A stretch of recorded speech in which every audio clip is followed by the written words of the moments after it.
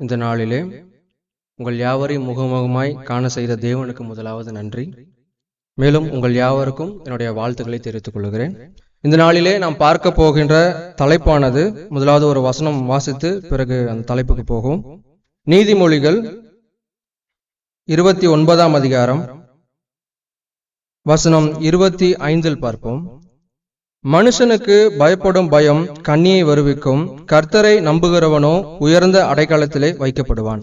அப்போ இன்னைக்கு நம்ம தலைப்பாய் எடுத்துக்கொள்ளக்கூடிய விஷயம் என்ன அப்படின்னா, தேவன் மீது நாம் வைத்திருக்கக்கூடிய அந்த நம்பிக்கை. அதாவது நம்ம தேவன் மேல நம்பிக்கை இல்லாம இங்க யாருமே உட்கார்ந்து இல்ல. அவர் தான் நம்மளை படைச்சார், நம்ம எல்லாருக்குமே நல்லாவே தெரியும். அப்படி இருக்கும் பொழுதும் நான் இதை ஏன் பேசுறேன் அப்படின்னா, நம்முடைய அடிப்படை இன்னும் அதிகமாக ஸ்ட்ராங்காக இருக்க வேண்டும் என்பதற்காக நான் இதை பேசுகிறேன். முதலாவது, ஒரு நம்பிக்கை அப்படின்னும் பொழுது 2 வகையா நம்ம அதை பிரிக்கலாம். நம்புறது அப்படின்ற ஒரு காரியத்தை எடுத்துக்கிட்டீங்கன்னா, முதல்ல நான் நின்று உங்க முன்னாடி பிரசங்கிக்கிறேன் அப்படிங்கறத நீங்க எல்லாரும் நம்புறீங்க, கரெக்டுங்களா? ஏன்னா நீங்க என்ன பாக்குறீங்க, ஒரு சாட்சி இருக்கிறது, அது உண்மையாக இருக்கிறது, அதனால நீங்க நம்புறீங்க. ஆனா அந்த நம்பிக்கையை பத்தி நம்ம பேசல. வருங்காலத்தின் மீது நீங்க ஒரு நம்பிக்கை வைத்திருப்பீங்க இல்லையா? தேவனை நம்புறீங்க, தேவனை யாராவது பார்த்திருக்கோமா? கண்டிப்பா கிடையாது. அப்படி ஒரு நம்பிக்கை நமக்கு இருக்கிறது இல்லையா? ஒரு வருங்காலத்திற்கான காணக்கூடாத ஒரு விஷயத்தை நம்ம நம்புறோம் இல்லையா? அந்த நம்பிக்கையை குறித்து தான் இப்ப நம்ம பேச போறோம். அடுத்து, தேவனை நாம ஏன் நம்பணும் அப்படிங்கிற ஒரு விஷயம் இருக்கிறது. அதுக்கு பாருங்க, நம்முடைய வாழ்க்கையில நம்ம செய்யறோம் ஒவ்வொரு வேலையும், நமக்கு அதற்குண்டான ஊதியம் கிடைக்கிறது, நம்ம முயற்சி செய்யறோம், நம்ம கஷ்டப்படுறோம். அப்படின்னும் போது படைத்தவர் தேவன் தான் அப்படிங்கிறத நம்ம நம்பலாம். அதுக்குன்னு அவரே நம்பிட்டு இருக்க முடியுமா அப்படிங்கிற ஒரு கேள்வி நமக்கு எல்லாருக்கும் இருக்கும். அது பாருங்க, எரேமியா 10ஆம் அதிகாரம், எரேமியா 10ஆம் அதிகாரம் வசனம் 23 பார்க்கும் பொழுது,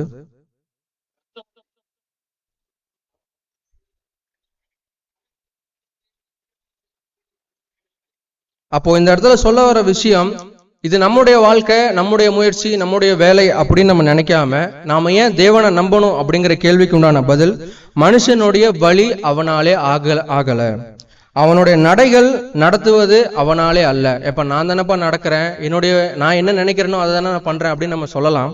ஆனா நடத்துகிறது யார்? நம்ம நினைத்த போல நாம் நடக்க வேண்டும் என்று நமக்கு சித்தம் பாராட்டியது யார்? அப்போ அப்படிப்பட்ட தேவனை முதலாவது நாம் நம்பிக்கை வைப்பது என்பது ரொம்பவும் அவசியமாக இருக்கிறது. அதை நம்ம உணர்ந்து கொள்ள வேண்டியது மிகுந்த அவசியம். சரி, முதல்ல நம்பிக்கைன்னா என்ன? வேதாகம ரீதியின்படி ஒரு நம்பிக்கை என்றால் என்ன, எது மேல நம்ம வைக்கணும் அப்படின்றத முதல்ல பார்ப்போம். ரோமர் 8ஆம் அதிகாரம் வசனம் 24,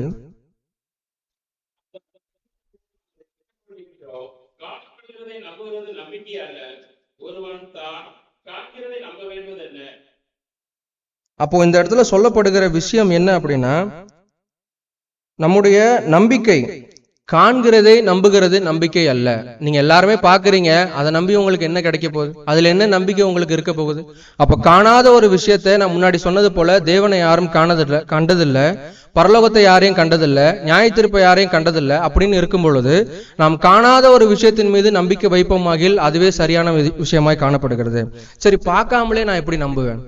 ஏன்னா ஒரு பழமொழி இருக்கு நம்முடைய பூமியில, கண்ணால் காண்பதும் போய், காதால் கேட்பதும் போய், தீர விசாரிப்பதே மெய். அப்போ நான் பார்க்கிறதே நான் நம்ப கூடாது, அதை நான் விசாரிக்கணும் அப்படிங்கிற வகையில இருக்கும் பொழுது, நான் ஏன் காணாமலே அதை நான் நம்பணும் அப்படின்ற கேள்வி நமக்கு வரும். அதற்கு உண்டான ஒரு வசனம் பார்ப்போம். எபிரேயர், சரி யாராவது அந்த மாதிரி நம்பி இருக்காங்களா? காணாதவைகளை குறித்து யாராவது நம்பி இருக்காங்களா அப்படி சொல்லி பார்ப்போம். எபிரேயர் 11ஆம் அதிகாரம் வசனம் 7 பாருங்க. விசுவாசத்தினாலே நோவா தற்காலத்திலே காணாதவைகளை குறித்து தேவ எச்சரிப்பு பெற்று பயபக்தி உள்ளவனாகி தன் குடும்பத்தை ரட்சிப்பதற்கு பேழையை உண்டு பண்ணினான். அதனாலே அவன் உலகம் ஆக்கினைக்குள்ளானது என்று தீர்த்து விசுவாசத்தினால் உண்டாகும் நீதிக்கு சுதந்திரவாளி ஆனான். அப்போ இந்த இடத்துல காணாத ஒரு விஷயத்த நோவானவர் நம்பினார். அவருடைய காலத்துல மழை அப்படிங்கிற ஒரு விஷயம் இல்லவே இல்லை, மூடு பனி தான் இருந்தது, அதனால விளைச்சல் இருந்தது. அவர் காணாத ஒன்றிற்காக, தேவன் சொன்னார்ன்ற ஒரு வார்த்தைக்காக அவர் நம்பிக்கை வைத்திருக்கிறார். அந்த காணாத விஷயத்துல அவர் நம்பும் பொழுது அவருக்கு பலனானது கிடைத்திருக்கிறது. அப்போ அந்த நம்பிக்கை எதை நோக்கி இருக்கிறது என்று நாம் பார்க்க வேண்டியது அவசியம். இப்போ ஏன் காணாத நம்பணும் அப்படின்ற ஒரு கேள்வி வரும் பொழுது, நாம் பாருங்கள் 2 கொரிந்தியர்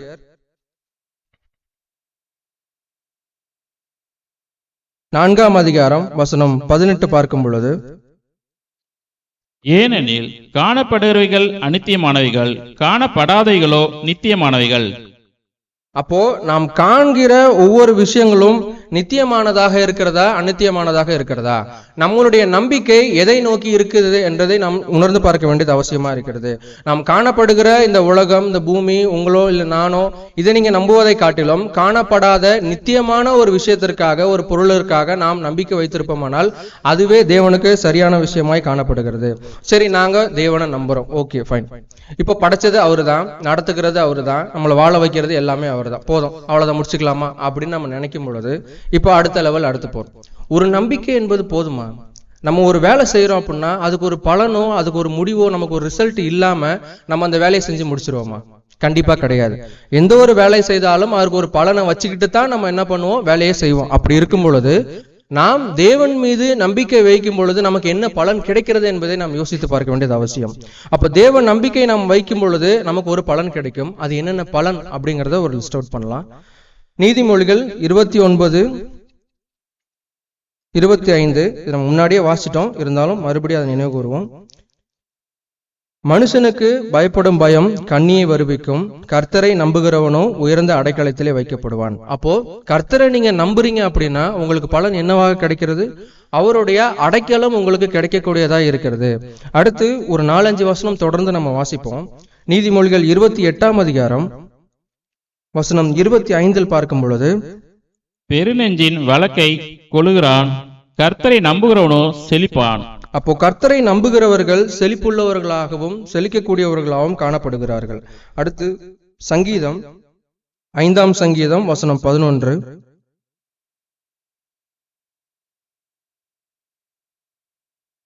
உம்மை நம்புகிறவர்கள் யாவரும் சந்தோஷித்து எந்நாளும் கம்பீரிப்பார்களாக, நீர் அவர்களை காப்பாற்றுவீர், உம்முடைய நாமத்தை நேசிக்கிறவர்கள் உம்மில் களி கூறுவார்களாக. அப்போ இந்த இடத்துல நம்புறீங்க அப்படின்னா உங்களுக்கு சந்தோஷம் கண்டிப்பாக கிடைக்கும். உங்களை காப்பாற்றுகிறவர் தேவன் என்பதை நீங்கள் நம்புகிறீர்கள். அவர் தொடர்ந்து நடத்துகிறவராகவும் நடத்தக்கூடியவராகவும் காணப்பட்டு வருகிறார். அப்படின்னும் பொழுது இன்னும் அடுத்து நம்மளை இன்னும் காப்பாற்றுவாரா? தீங்கு நாட்களில் நம்மை காப்பாற்றுவாரா? நமக்கு பலனை கொடுப்பார் என்பதை சொல்லுகிறோம். தீங்கு நாட்களில் நம்மை காப்பாற்றுவாரா என்று பாருங்கள். நாகும் 1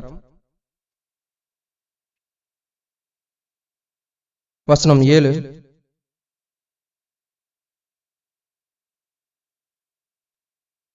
கர்த்தர் நல்லவர், இக்கட்டு நாளிலே அரணான கோட்டை, தம்மை நம்புகிறவர்களை அறிந்திருக்கிறார். அப்போ நம்ம பேருக்கு சொல்லிக்கலாம், நான் நம்புறேன், கர்த்தரை நம்புறேன், தேவனை நான் நம்புறேன் அப்படி சொல்லிட்டு. ஆனா அவர் அறிந்திருக்கிறார் இல்லையா? அப்ப அவர் அறிந்திருக்கும் பொழுது நீங்க எந்த அளவுக்கு தேவ நம்பிக்கை உடையவர்களா இருக்கிறீர்களோ அதற்கேற்ற பலனை அவர் உங்களுக்கு கண்டிப்பாக தருவார். அப்படி பொழுது அவர் இக்கட்டு நாளிலே நமக்கு காப்பாற்றுகிறவராகவும் அரணாகவும் அவர் காணப்பட்டு வருகிறார். அப்ப உண்மையாவே அவர் பாதுகாப்பாரா? எந்த மாதிரி பாதுகாப்பார்? எந்த மாதிரி நாட்கள்ல அவர் பாதுகாப்பார் அப்படின்ற ஒரு கேள்வி எழும். அதுக்கு ஒரு 2 வசனம் வாசிப்போம். 46 சங்கீதம் வசனம் 1 பாருங்கள். தேவன் நமக்கு அடைக்கலமும் பலனும் ஆபத்து காலத்தில் அனுகூலமான துணையுமானவர். அப்போ தேவனானவர் நமக்கு ஒரு அடைக்கலமாக இருக்கிறார், ஆபத்து காலத்தில் அனுகூலமான துணையுமாக இருக்கிறார். அப்போ உங்களுக்கு ஆபத்து காலம் வருகிறது என்று நீங்கள் உங்களுடைய நம்பிக்கையில் சோர்ந்து போக கூடாது. நீங்க ஒரு கஷ்டமான ஒரு சூழ்நிலையில் நம்ம இருக்கிறோம், தேவன் நம்மளை கைவிட்டுறோம் அப்படின்ற எண்ணமும் நமக்கு இருக்கக்கூடாது. அவர் மேல உள்ள நம்பிக்கை அளவு அதிகமாகத்தான் ஆக வேண்டுமே ஒழிய கம்மியாக ஆகக்கூடாது. இன்னொரு வசனம் பாருங்கள். 9 சங்கீதம் 9 வசனம், சிறுமைப்பட்டவனுக்கு கர்த்தர் அடைக்கலமானவர், நெருக்கப்படுகிற காலங்களில் அவரே தஞ்சமானவர். அப்போ நெருக்கப்படுகிற காலங்களில் அவரே தஞ்சமானவர் அப்படி சொல்லியிருக்காங்க. அப்போ உங்களுக்கு லைஃப்ல எவ்வளவு டவுனான ஒரு ஃபேஸ் வரும் பொழுதும் நீங்க கர்த்தரை நம்பி இருக்கிறீங்க அப்படின்னா அவர் கண்டிப்பா தன்னுடைய பிள்ளைகளை கைவிட்டதே கிடையாது. அப்போ கர்த்தரின் மீது நீங்க நம்பிக்கை வைக்கும் பொழுது உங்களுக்கு பலன் கிடைக்கிறதா? கண்டிப்பா. இப்ப நம்ம வாசிச்ச எல்லா வசனத்திலுமே உங்களுக்கு பலனானது கண்டிப்பாக இருக்கிறது. நீங்கள் காப்பாற்றப்படுவீர்கள் என்ற நம்பிக்கை இந்த இடத்துல உருவாகுகிறது. இன்னும் கடைசியா ஒரு வசனம், 125 சங்கீதம்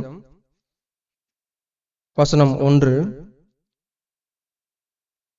கர்த்தரை நம்புகிறவர்கள் என்றென்றைக்கும் அசையாமல் நிலைத்திருக்கும் சீயோன் பர்வதத்தை போல் இருப்பார்கள்.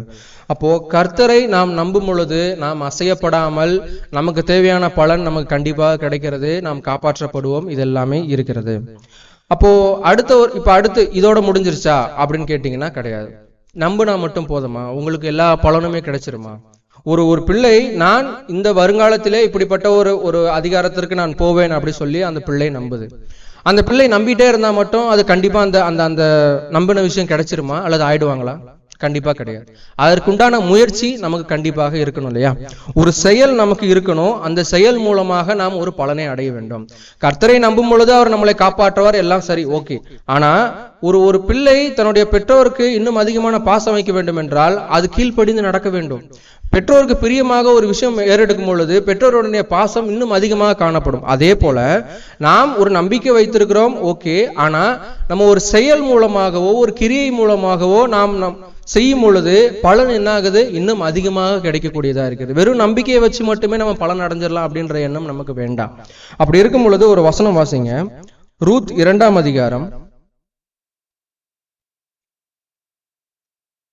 ரூத் 2ஆம் அதிகாரம் வசனம் 12 பார்க்கும் பொழுது, உன் செய்கைக்கு தக்க பலனை கர்த்தர் உனக்கு கட்டளையிடுவாராக. இஸ்ரவேலின் தேவனாகிய கர்த்தருடைய சட்டையின் கீழ் அடைக்கலமாய் வந்த உனக்கு அவராலே நிறைவான பலன் கிடைப்பதாக என்றான். அப்போ இந்த இடத்துல முதல் பாகத்தை எடுத்துக்கங்க, உன் செய்கைக்கு தக்க பலன். அப்போ நாம் தேவனை நம்பிக்கொண்டிருப்பது மட்டும் இங்கே போதுமா அல்லது நாம் செய்ய வேண்டிய காரியங்கள் அல்லது செயல்கள் அப்படிங்கிற ஒரு விஷயம் இருக்கா என்பதை நாம் பார்க்க வேண்டியது அவசியம். அப்போ செய்கைக்கு தக்க பலன். இன்னைக்கு எல்லாருக்குமே ஒரே ஊதியம் கிடைக்கிறதா? நம்ம எல்லாருமே வேலை செய்யறோம், ஆனா எல்லாருக்கும் ஒரே ஊதியம் கிடைக்கிறதா? கண்டிப்பாக இல்லை. ஒருவருடைய வேலையை பொறுத்து அவர்களுடைய அனுபவத்தை பொறுத்து ஊதியமானது மாறுகிறது. அப்ப அதே போல நாம் எந்த அளவு நம்புகிறோம் என்றது ஒரு பக்கம் இருந்தாலும் நாம் அதை நம்புகிறோம் பொழுது அதை எப்படி நாம் வெளிக்காட்டுவது? முதலாவது, நான் தேவனை நம்புறேன், அதை நீங்க ஏன் நம்பணும்? இல்ல நான் ஏன் நம்பணும்? அதை எப்படி நீங்க நம்பணும் அப்படின்னா, நான் அவருடைய வார்த்தைகளை நான் ஏற்றுக்கொள்ளுகிறேன், அப்பொழுது நான் நம்புகிறேன் என்று அர்த்தமாகும். சரி, நான் ஏத்துக்கிட்டேன் அப்படிங்கறத நீங்க எப்படி தெரிஞ்சுக்குவீங்க? கண்டிப்பா முடியாது. அப்போ அதுக்கு என்ன சொல்றோம்னா, நான் ஏற்றுக்கொண்டவைகளை கை கொள்ளுகிறேன், அவ்வாறாக நான் நடந்து வரும் பொழுது இவன் தேவ நம்பிக்கையுடையவன், இவன் எல்லா நேரத்திலும் தேவனை நம்பிக்கையுடையவனாக இருந்து அதை ஏற்றுக்கொள்ளுகிறான் என்று உங்களுக்கு தெரியும். அப்படி இருக்கும் பொழுது இந்த நம்பிக்கை நாம் ஒரு செயலின் மூலமாக நாம் பலன் அடைய வேண்டும் என்பது, அதே சமயத்தில் நாம் எந்த அளவிற்கு இந்த அளவிற்கு நாம் நம்பிக்கையோடு இருக்கிறோம் என்பதை நாம் பரிசோதித்தல் மிகவும் அவசியமாக இருக்கிறது. எந்தெந்த சூழ்நிலையில் நாம் தேவனை நாம் நம்புகிறோம், எந்தெந்த சூழ்நிலையில் நாம் நம்பிக்கைகள் குறைந்து போகிறோம் என்பதையும் நாம் யோசித்து பார்க்க வேண்டியது அவசியம். சரி, இப்போ நம்ம ஒரு எக்ஸாம்பிள்ஸ் பார்ப்போம். தேவனை நம்பி பலன் அடைந்தவர்கள் யார் அல்லது காப்பாற்றப்பட்டவர்கள் யார்? அடைக்கலமாக தேவன் அவர்களை வைத்துக் கொண்டாரா இல்லையா என்பதை நாம் பார்ப்போம். முதலாவது உதாரணம் எலியாவை பத்தி நம்ம பார்ப்போம். 1 ராஜாக்கள் 17ஆம் அதிகாரம் வசனம் 1-5 முடிய. கீலேயாத்தின் குடிகளிலே திஸ்பியானைய எலியா ஆகாப்பை நோக்கி, என் வாக்கின்படியே அன்றி இந்த வருஷங்களிலே பனியும் மழையும் பெய்யாதிருக்கும் என்று இஸ்ரவேலின் தேவனாய கர்த்தருக்கு முன்பாக நிற்கிற நான் அவருடைய ஜீவனை கொண்டு சொல்லுகிறேன் என்றான். பின்பு கர்த்தருடைய வார்த்தை அவனுக்கு உண்டாயிற்று. அவர், நீ இவ்விடத்தை விட்டு கீழ்த்திசையை நோக்கி போய் யோர்தானுக்கு நேராயிருக்கிற கேரித் ஆற்றண்டையில் ஒளிந்து கொண்டிரு. அந்த ஆற்றின் தண்ணீரை குடிப்பாய். அங்கே உன்னை போசிக்க காகங்களுக்கு கட்டளை இடுவேன் என்றார். அவன் போய் கர்த்தருடைய வார்த்தையின்படியே யோர்தானுக்கு நேராயிருக்கிற கேரித் ஆற்றண்டையிலே தங்கியிருந்தான். இப்ப பாருங்க, இந்த இடத்துல எலியாவை குறித்து நம்ம பார்க்கிறோம். எதற்காக அவர் போகிறார் அப்படிங்கறதெல்லாம் நம்மளுடைய கதை கிடையாது. ஆனா தேவன் சொல்லி இருக்கிறார், உன்னை நான் காப்பாற்றுவேன், உன்னை நான் போஷிப்பேன், உனக்கு தண்ணீர் கிடைக்கும், சாப்பாடு கிடைக்கும், நீ போ அப்படின்னு சொல்லி தேவன் சொல்லிட்டார். இப்போ எலியா யோசிக்கணும், நம்ம எங்க போறோம், நமக்கு சொந்தக்காரங்க இருக்காங்களா இல்லையா, நமக்கு எப்படி சாப்பாடு கிடைக்கும், நம்ம எப்படி வாழ்வோம் அப்படின்னு அவர் யோசிக்கவே இல்லை. 5ஆம் வசனத்தில் பாருங்கள், அவன் போய் கர்த்தருடைய வார்த்தையின்படியே யோர்தானுக்கு நேராக இருக்கிற கேரித் ஆற்றண்டையிலே தங்கியிருந்தான். அவன் போய் கர்த்தருடைய வார்த்தையின்படியே. அப்போ கர்த்தரை அந்த எலியாவானவர் நம்புகிறார். அப்படி நம்பும் பொழுது அவர் அந்த வார்த்தையை நம்பி அந்த செயலை செய்கிறார். அப்படி அந்த செயலை அவர் செய்யும் பொழுது அவருக்கு அந்த பலன் கிடைத்ததா இல்லையா, அவருக்கு சாப்பாடு கிடைச்சதா இல்லையா, இல்ல தண்ணி கிடைச்சதா இல்லையா, நம்பி போயிட்டாரு, அவர் கிடைச்சதா இல்லையான்னு சொல்லி பாருங்க. 7-10 முடிய பாருங்க. தேசத்தில் மழை பெய்யாதபடியினால் 6 வாசிங்க. காகங்கள் அவனுக்கு விடியற் காலத்தில் அப்பமும் இறைச்சியும் சாயங்காலத்தில் அப்பமும் இறைச்சியும் கொண்டு வந்தது. தாகத்திற்கு அந்த ஆற்றின் தண்ணீரை குடித்தான். தேசத்தில் மழை பெய்யாதபடியினால் சில நாளுக்கு பின்பு அந்த ஆறு வற்றி போயிற்று. அப்பொழுது கர்த்தருடைய வார்த்தை அவனுக்கு உண்டாயிற்று. அவர், நீ எழுந்து சீதோனுக்கு அடுத்த சாரிபாத் ஊருக்கு போய் அங்கே தங்கியிரு, உன்னை பராமரிக்கும்படி அங்கே இருக்கிற ஒரு விதவிக்கு கட்டளையிட்டேன் என்றார். அப்படியே அவன் எழுந்து சாரிபாத்துக்கு போனான். அந்த பட்டணத்தின் ஒளிமுக வாசலுக்கு அவன் வந்தபோது அங்கே ஒரு விதவை விறகு பொறுக்கி கொண்டிருந்தாள். அவன் அவளை பார்த்து கூப்பிட்டு, நான் குடிக்கிறதற்கு கொஞ்சம் தண்ணீர் ஒரு பாத்திரத்தில் எனக்கு கொண்டு வா என்றான். நன்றிங்க. இப்போ இந்த இடத்துல அடுத்து இப்போ எலியா கர்த்தரை நம்பி அவர் சென்று விட்டார். எனக்கு அவர் தருவார், போஷிப்பார் அப்படி சொல்லிட்டு நம்பி அவர் இறங்கிட்டார். இப்போ அவருக்கு சாப்பாடு கிடைச்சதா? கண்டிப்பா கிடைச்சது. அது யார் மூலமாக, எது மூலமாக அப்படிங்கிறது கணக்கு கிடையாது. தேவன் சொல்லிவிட்டார். அது காகங்கள் மூலமாக இறைச்சி அவருக்கு கிடைச்சது, ஆற்று மூலமாக அவருக்கு தண்ணீர் கிடைச்சது. சோ இவர் ஒருத்தர் வருவாரு, தேவன் தூதன் அனுப்புவார் அப்படிங்கிற காரியங்கள் எல்லாம் கிடையாது.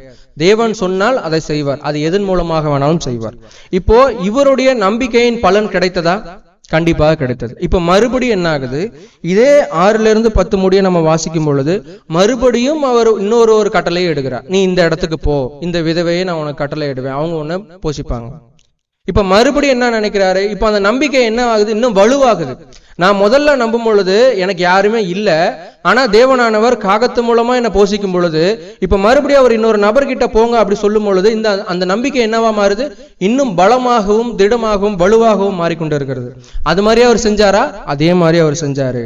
விதவை கிட்ட போனாரு, சாப்பாடு அவங்க கிட்ட கேட்டாரு. 15ஆம் வசனத்தையும் 16ஆம் வசனத்தையும் வாசிங்களேன். அவள் போய் எலியாவின் சொற்படி செய்தாள். அவளும் இவனும் அவள் வீட்டாரும் அநேக நாள் சாப்பிட்டார்கள். கர்த்தர் எலியாவை கொண்டு சொன்ன வார்த்தையின்படியே பானையிலே மா செலவழிந்து போகவும் இல்லை, கலசத்தின் எண்ணெய் குறைந்து போகவும் இல்லை. அப்போ இந்த இடத்துல எலியா அந்த விதவை கிட்ட எனக்கு அப்பம் கொண்டு வான்னு சொல்லும் பொழுது அந்த விதவை யோசிக்கிறாங்க, எங்களுக்கே கொஞ்சோண்டு தான் இருக்கு, ஆனா நான் எப்படி நான் கொடுக்கறதுன்னு சொல்லும் பொழுது எலியா சொன்னாரு, நீ கொண்டு வா, உனக்கு மா செலவழிந்து போகாது, எண்ணெய் மீறாது, அதாவது குறையாது அப்படி சொல்லிட்டாங்க. இப்போ இந்த இடத்துல எலியாவை தாண்டி அந்த விதவையும் கொஞ்சம் யோசிச்சு பாருங்க. அவர்கள் அந்த வார்த்தையை நம்பி இருக்கிறார்கள். நம்பி தனக்கு வைத்திருந்த அப்பத்துண்டுகளை அந்த ஒரு மாவை அவங்களுக்கு கொடுக்கும் பொழுது அவர்களுக்கு பலன் கிடைத்திருக்குமா இல்லையா அப்படி சொல்லி யோசிக்கும் பொழுது 15-16 பாத்தீங்கன்னா எலியாவிற்கு போஷித்தாச்சு, முடிஞ்சிருச்சு. ஆனா அந்த விதவைக்கும் சேர்த்து அவருடைய வீடு எப்படிப்பட்டதா இருந்தது? 16ஆம் வசனத்தில் கர்த்தர் எலியாவை கொண்டு சொன்ன வார்த்தையின்படியே பானையில் மா செலவழிந்து போகவும் இல்லை, கலசத்தின் எண்ணெய் குறைந்து போகவும் இல்லை. அப்போ நம்ம எலியாவை பத்தி தான் இங்க பாக்குறோம். எலியாவானவர் வைத்திருக்கக்கூடிய நம்பிக்கை, அதனுடைய செயல்பாடுகள், அதனால் அவர் பெற்ற பலன் அப்படிங்கிறது ஒரு பக்கம் இருந்தாலும் அந்த விதவை எலியாவுக்கு முன்னாடி தெரியுமா அப்படிங்கிறது தெரியாது. ஆனா அந்த விதவையும் நம்பினார்கள். நம்பி ஒரு செயலை செய்யும் பொழுது அது தேவன் கொடுப்பார் என்ற அந்த ஒரு எண்ணம் இருக்கும் பொழுது கண்டிப்பாக தேவன் உங்களுக்கு பலனை அளிக்கக்கூடியவராகத்தான் இருக்கிறார். அப்ப இன்னொரு உதாரணத்தை பார்ப்போம்.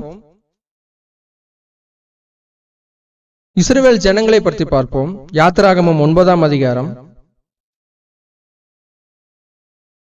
யாத்திராகமம் 9ஆம் அதிகாரம் வசனம் 26.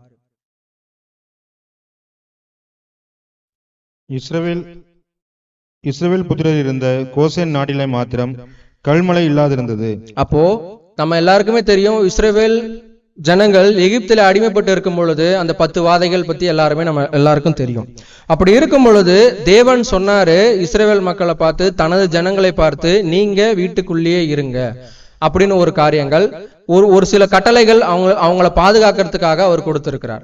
இப்ப அதுபடியே அவங்க செய்யும் பொழுது தேவனானவர் என்ன செய்கிறார்? தேவ நம்பிக்கை கொண்டுள்ள அந்த பிள்ளைகள் மேல் மட்டும் கல்மழை பெய்யாதிருந்தது, இல்லாதிருந்தது அப்படி சொல்லப்பட்டிருக்கு. அப்போ தேவனானவர் தன்னை நம்பி இருக்கக்கூடிய ஜனங்களை காப்பாற்றுகிறவர்தான் இருக்கிறார். இங்கே காப்பாற்றப்பட்டவர்களும் அநேகராய் தான் இருக்கிறாங்க.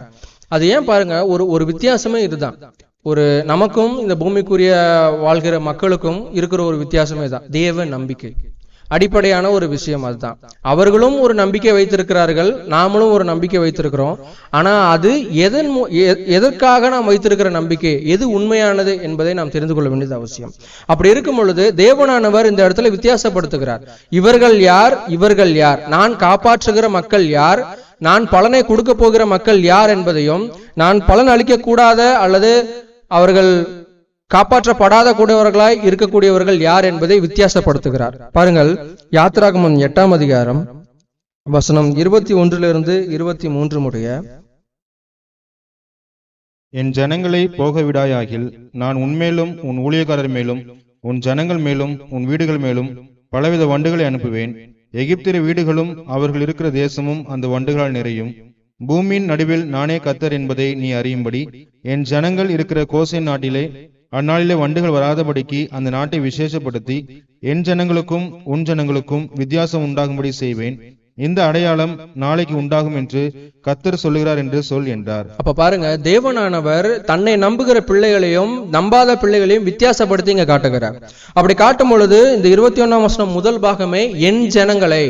அப்போ என் ஜனங்களின் போது தன்னை நம்பிக்கொண்டு இருக்கக்கூடிய ஜனங்களை அவர் கைவிடுவதில்லை. அப்போ கைவிடாமல் அவர்களுக்கு என்னென்ன செய்ய வேண்டும் என்பதை, பலன் அளிக்க வேண்டும் என்பதை, காப்பாற்ற வேண்டும் என்பதையும், அடைக்கலமாய் இருக்க வேண்டும் என்பதையும் அவர் குறிக்கோளாக இருக்கிறார். அதே போல நம்பாத அந்த ஒரு சிலர்களை அழிக்கவும் அவர் தயாராக இருக்கிறார். இன்னும் பாருங்கள், தேவனை நம்பி அவர்கள் தேவனுடைய பிள்ளைகள் இருப்பதனால் அவர் என்றைக்கும் காப்பாற்றக்கூடியவராகவே நமக்கு இருக்கிறார். யாத்திராகமம் 11ஆம் அதிகாரம் வசனம் 7 பாருங்க.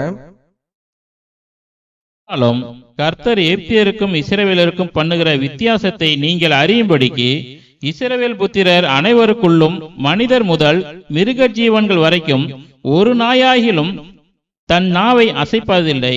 இப்ப பாருங்க, தேவனானவர் நான் முன்னாடி சொன்ன மாதிரி வித்தியாசப்படுத்துகிறார். தேவ பிள்ளைகள் யாரு, தன்னை நம்பினவர்கள் யாரு, தன்னை நம்பாதவர்கள் யாரு என்பதை வித்தியாசப்படுத்துகிறார்.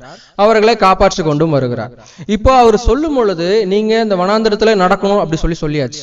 இப்ப அவர்களும் அவருடைய பேச்சை கேட்டு உங்களுக்கு நான் கானான் கொடுப்பேன் என்பதை அவர்கள் நம்பிக்கையோட அவர்கள் நடக்க ஆரம்பிச்சிட்டாங்க. இப்ப நடக்கும் பொழுது அவங்க 40 வருஷ காலமும் நடந்தாங்க. நடக்கும்போது அவங்களுக்கு கால் வலி வந்திருக்கலாம், எத்தனையோ பேர் செத்து போயிருக்கலாம், எவ்வளவு பசிதாக வந்திருக்கலாம். இது எல்லாத்தையும் கர்த்தர் பார்த்துக்கிட்டாரா இல்லையா அப்படிங்கிற ஒரு கேள்வி நமக்கு வரும். அவங்க இறங்குனது, அத்தனை லட்சம் பேர் இறங்குனதும் தேவன் ஒருவருக்காக நமக்கு கானான் கிடைக்கும் என்பதற்காக, அந்த நம்பிக்கைக்காக அவங்க இறங்கி நடக்க ஆரம்பிச்சிட்டாங்க. இப்ப அவங்களுக்கு பலன் கிடைச்சதா, இல்ல அவங்களுக்கும் எலியா மாதிரி காப்பாற்றப்பட்டார்களா, இல்ல விழப்பட்டார்களா என்பதை பாருங்கள். நெகேமியா 9ஆம் அதிகாரம் வசனம் 15.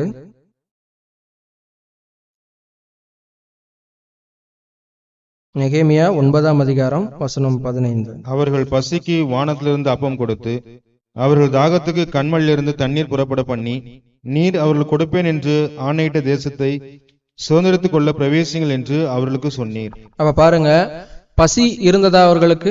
கண்டிப்பாக இருந்தது. தாகம் இருந்ததா? கண்டிப்பாக இருந்தது. ஆனா அதை திருப்தி அடைய செய்ய தேவன் வழி வகுத்தாரா இல்லையா அப்படிங்கறதா நம்முடைய கதை. அப்போ தேவனானவர் அவர்களுடைய பசிக்கு என்ன தேவையோ அதை கொடுத்திருக்கிறார். அவருடைய தாகத்திற்கு என்ன தேவையோ அதை கொடுத்திருக்கிறார். என்னை நம்பி வந்திருக்கிறீர்கள், உங்களை நான் பராமரிப்பேன் என்பது அவருடைய கருத்தாய் இருக்கிறது. அடுத்து அதை 19ஆம் வசனத்தை வாசிங்க. நெகேமியா 9:19. நீர் உம்முடைய மிகுந்த மன உருக்கத்தின்படியே அவர்களை வனாந்திரத்திலே கைவிடவில்லை. அவர்களை வழிநடத்த பகலிலே மேகஸ்தம்பமும் அவர்களுக்கு வெளிச்சத்தையும் அவர்கள் நடக்க வேண்டிய வழியையும் காட்ட இரவிலே அக்னி ஸ்தம்பமும் அவர்களை விட்டு விலகவில்லை. அப்ப பாருங்க, அவர்களுடைய பாதை எவ்வாறாக இருக்க வேண்டும் என்பதை அவர் கரெக்டா வச்சிருக்கிறார். அப்ப அவர்களுக்கு தேவையான வெளிச்சம் வேண்டும், அவர்களுக்கு தேவையான உணவு வேண்டும். அவர்களை கைவிட்டுலாமா? கொஞ்ச நாள் அவர் பசிக்கு போஜனம் எல்லாத்தையும் கொடுத்துட்டு அப்புறம் கைவிட்டுட்டாரா அப்படி சொல்லி கேட்டீங்கன்னா கண்டிப்பாக இல்லை. அந்த வசனத்திலே அவர் வனாந்திரத்திலே கைவிடவில்லை அப்படி சொல்லப்பட்டிருக்கு. அப்போ தேவனை நம்பி அவர்கள் இறங்கும் பொழுது, முழுதாய் நம்பி அவர்கள் இறங்கும் பொழுது கண்டிப்பாக அவர்கள் என்னவாவார்கள்? காப்பாற்றப்படுவார்கள். இன்னும் ஒரு வசனம், 21ஆம் வசனத்தை பாருங்கள். இப்படி 40 வருஷமாக வனாந்திரத்தில் அவர்களுக்கு ஒன்றும் குறைபடாதபடிக்கு அவர்களை பராமரித்து வந்தீர். அவர்கள் வஸ்திரங்கள் பழமையாய் போகவும் இல்லை, அவர்கள் கால்கள் வீங்கவும் இல்லை. அப்போ நான் முன்னாடி சொன்ன மாதிரி அவங்க 40 வருஷம் நடந்திருக்காங்க. அவங்களுக்கு எவ்வளவு பிரச்சனைங்க வரும். இன்னைக்கு நம்ம இவ்வளோ நடந்தோம் அப்படின்னா நமக்கு எவ்வளவு பிரச்சனைங்க வரும். கால் பிரச்சனை வரும், கை பிரச்சனை வரும், மனநிலைமையான பிரச்சனை வரும், செத்து போயிடுவோமா அப்படின்ற பயம் வரும், பசி தாகம், இது எல்லாமே வரும் பொழுது அவர்கள் வைத்திருந்த ஒரே ஒரு விஷயம் தேவ நம்பிக்கை. தேவனை நம்பி நான் அந்த செயலில் இறங்குகிறேன், தேவன் என்னை காப்பாற்றுவார், அவ்வளவுதான். அப்படி இருக்கும் பொழுது இந்த வசனத்தில் பாருங்கள் 21ல இப்படி 40 வருஷ காலமாய் வனாந்திரத்தில் அவர்களுக்கு ஒன்றும் குறைவுபடாதபடிக்கு. நம்ம இன்னைக்கு சந்தேகப்படலாமா? நமக்கு இது கிடைக்குமா கிடைக்காதா, ஒருவேளை இது கிடைக்காம போயிடுமோ, கிடைச்சிட்டு அதுக்கப்புறம் போயிடுமோ அப்படின்ற ஒரு சந்தேகம் நமக்கு இருந்ததென்றால் நாம் வீழ்ந்து போகக்கூடியவர்களாகத்தான் இருப்போம். கண்டிப்பாக தேவன் நம்மை காப்பாற்றுவார் என்ற மன உறுதியும் திட நம்பிக்கை கண்டிப்பாக நமக்கு தேவைப்படுகிறது. அப்படி அவர்கள் வைத்திருந்ததனால் அவர்களுக்கு ஒன்றும் குறைவுபடாதபடிக்கும் அவர்களை பராமரித்து வந்தீர். அவர் வஸ்திரங்கள் பழமையாய் போகவும் இல்லை, அவர்கள் கால்கள் வீங்கவும் இல்லை. நான் சொன்ன மாதிரி வலிகள் இருந்ததா, வேதனைகள் இருந்ததா, எல்லாத்திலிருந்தும் தேவனானவர் அவர்களை விடுவித்தார், காப்பாற்றி கொண்டு அடைக்கலமாக இருந்தார். சரி, இன்னொரு ஒரு உதாரணம் பார்ப்போம். இது எப்படின்னா ஒரு மனிதவியலாகவும் இருக்கும், அதே சமயத்தில் தேவ ரீதியாகவும் இருக்கும். நம்ம தானியேலை பத்தி நம்ம பார்ப்போம். தானியேல் 6ஆம் அதிகாரம், தானியேல் 6ஆம் அதிகாரம் வசனம் 16.